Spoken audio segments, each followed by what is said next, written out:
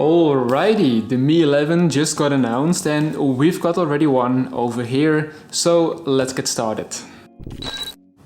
Hey there, it's me, Martin, and a little over a week ago Xiaomi sent me this pre-production model. So we've got a very exclusive, very first look over here, but first the unboxing. Even though Xiaomi has some restrictions in the US, it didn't stop them from delivering the Mi 11 with all the Google apps we use most. Great, let's get to the most satisfying part first, removing that plastic. Alright, another important question, is there a charger in the box? Yep, and it's quite a heavy one too. There's a cable as well, and look at that attention to detail. Back to the first container, because here we've got a SIM popper, a Type-C to 3.5mm headphone adapter, nice, paperwork of course, a screen protector, good, and a transparent silicone case. And there we have it, the unboxing of the Mi 11.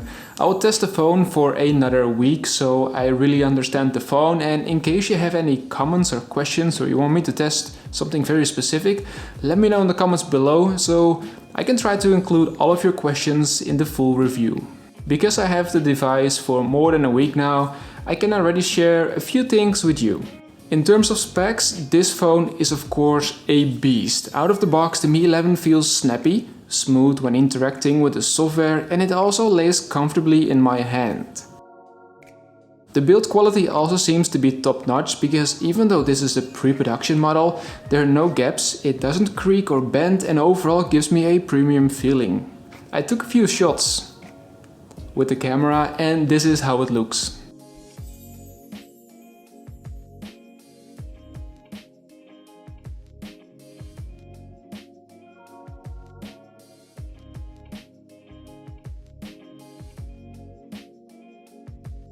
Pretty amazing, right?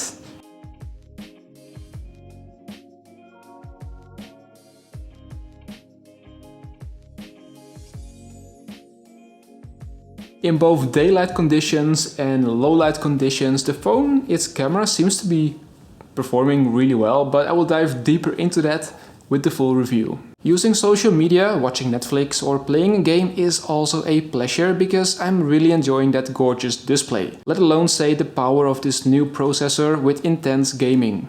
The speaker also improved according to Xiaomi, so here's a very first sample.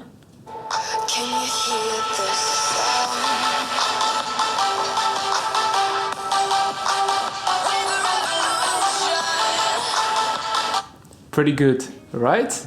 And last but not least, the battery. I have to test it a little bit more, but I will let you know in the full review how the battery is performing. But so far I can easily tell you that it lasts a full day and that charging takes only 50 minutes. However, not everything is good though, because when setting up the phone for the very first time, I've encountered two really small minor issues, but I still wanted to share it with you. The first one is the amount of unnecessary apps. After booting up the phone for the very first time, I was able to remove more than 1 gig of useless apps, as you can see over here. Of course, it's a small thing because you can remove them, but for a device that is more than 800 euros, I would have expected a bit different from Xiaomi.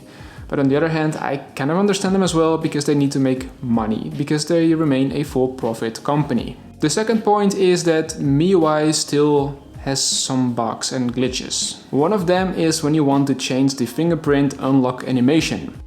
There's no button to select or deselect the one you want to pick or to confirm your choice. It's kinda weird. Other than that, it's a pretty amazing phone so far, and I cannot wait to share my findings with you after using this phone for a full 2 weeks. So once again, in case you want to know something very specific, you want me to test something or just have a comment or question, let me know in the comments below and I will try to include all of your questions. So if you like this video, give it a thumbs up, subscribe in case you haven't already. It's already the end of the video, so I hope that I will see all of you with the full review.